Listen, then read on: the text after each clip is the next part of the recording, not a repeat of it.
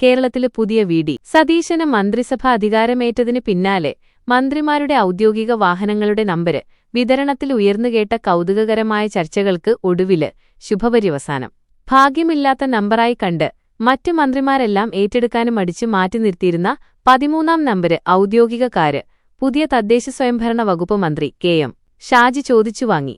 പുതിയ സർക്കാര് അധികാരത്തിൽ വന്നതിനുശേഷം 13-ാം നമ്പര് കാര് ആരും സ്വീകരിക്കാത്തത് സമൂഹമാധ്യമങ്ങളിലടക്കം വലിയ ചർച്ചയായിരുന്നു. ഇതിന് പിന്നാലെയാണ് അനാഥമായി ഗ്യാരേജിൽ കിടന്ന 13-ാം നമ്പര് കാറിനെ ചുറ്റിപ്പറ്റിയുള്ള അന്ധവിശ്വാസ കഥകൾക്ക് വിരാമമിട്ടുകൊണ്ട് ലീഗ് പ്രതിനിധിയായ കെ.എം. ഷാജി രംഗത്തെത്തിയത്. മന്ത്രിമാരുടെ സത്യപ്രതിജ്ഞ ചടങ്ങുകള് കഴിഞ്ഞയുടനെ തന്നെ ടൂറിസം വകുപ്പ് സാധാരണയായി നൽകാറുള്ളതുപോലെ 13-ാം നമ്പര് സ്റ്റേറ്റ് കാര് സജ്ജമാക്കി നിർത്തിയിരുന്നെങ്കിലും പുതിയ മന്ത്രിമാരില് ആരും തന്നെ ഈ വാഹനം ഏറ്റെടുക്കാന് തയ്യാറായിരുന്നില്ല.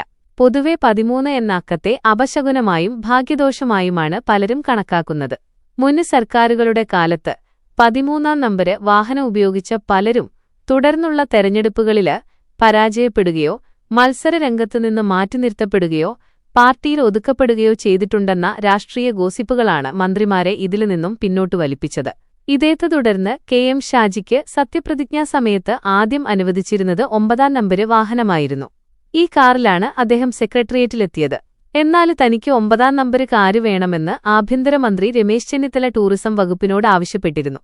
21 ലക്ഷത്തോളം സന്തുഷ്ടരായ ഉപഭോക്താക്കളും 2 ലക്ഷത്തോളം തിമിര ശസ്ത്രക്രിയകളും പൂർത്തിയാക്കിയ മലബാറിലെ ഏക കണ്ണാശുപത്രി Al Salama high hospital, hospital road, Perinthalmanna.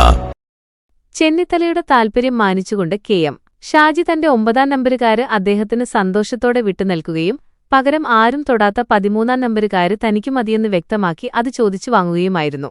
മുൻപ് അധികാരത്തിലിരുന്ന യു.ഡി.എഫ് സർക്കാരുകളുടെ കാലത്തെല്ലാം 13-ാം നമ്പര് സ്റ്റേറ്റ് കാറിന് അവകാശികളുണ്ടായിരുന്നില്ല എന്നതായിരുന്നു പൊതുവായ കീഴ്വഴക്കം.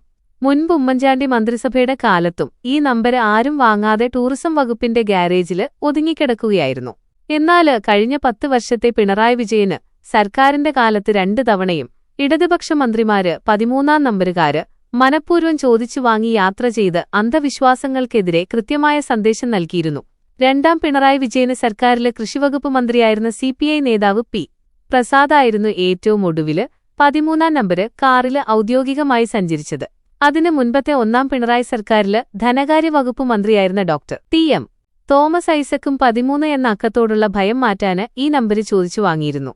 ഇതിനെല്ലാം തുടക്കം കുറിച്ചുകൊണ്ട് 2006-ലെ വി.എസ്. അച്യുതാനന്ദന് സർക്കാരിന്റെ കാലത്ത് അന്നത്തെ വിദ്യാഭ്യാസ മന്ത്രിയായിരുന്ന എം.എ. ബേബിയാണ് ആദ്യമായി 13-ാം നമ്പര് വാഹനത്തില് ബോർഡ് വെച്ച് കേരള രാഷ്ട്രീയത്തില് മാറ്റത്തിന് തുടക്കമിട്ടത്. മുൻഗാമികളായ ഈ ഇടതുമന്ത്രിമാരുടെ അതേ വഴിയിലൂടെ സഞ്ചരിച്ചുകൊണ്ട് ഭരണപരമായ പുതിയ തുടക്കത്തിന് അന്ധവിശ്വാസങ്ങള് തടസ്സമല്ലെന്ന് തെളിയിക്കുകയാണ് തന്റെ തീരുമാനത്തിലൂടെ പുതിയ തദ്ദേശ മന്ത്രി കെ.എം. ഷാജി. വാഹന നമ്പറിലെ ഈ 13-ാം ഭീതി പോലെ തന്നെ മന്ത്രിമാരുടെ ഔദ്യോഗിക വസതികളില് ഒന്നായ മൻമോഹന് ബംഗ്ലാവ് സംബന്ധിച്ചും സമാനമായ ചില അന്ധവിശ്വാസങ്ങള് നിലനിന്നിരുന്നു. മൻമോഹന് ബംഗ്ലാവില് താമസിക്കുന്ന മന്ത്രിമാര് കാലാവധി പൂർത്തിയാക്കില്ല എന്ന ഭയം കാരണം പലരും ഈ വസതി സ്വീകരിക്കാന് വിമുഖത കാണിക്കാറുണ്ടായിരുന്നു. എന്നാല് ഇത്തവണ അത്തരം പ്രചാരണങ്ങളെയെല്ലാം കാറ്റിൽ പറത്തിക്കൊണ്ട് പുതിയ മന്ത്രിമാരിലൊരാളായ ഒ.ജെ. ജനീഷ് മൻമോഹന് ബംഗ്ലാവ് ഔദ്യോഗിക വസതിയായി ചോദിച്ചു വാങ്ങുകയായിരുന്നു. എന്തായാലും യു.ഡി.എഫ് മന്ത്രിസഭയിലെ പുതിയ മന്ത്രിമാര് അന്ധവിശ്വാസങ്ങളെ തിരുത്തിക്കൊണ്ട് മുന്നോട്ടു പോകുന്നത് രാഷ്ട്രീയ കേരളത്തില് വലിയ ചർച്ചകൾക്കും അഭിനന്ദനങ്ങൾക്കും വഴിവെച്ചിട്ടുണ്ട്.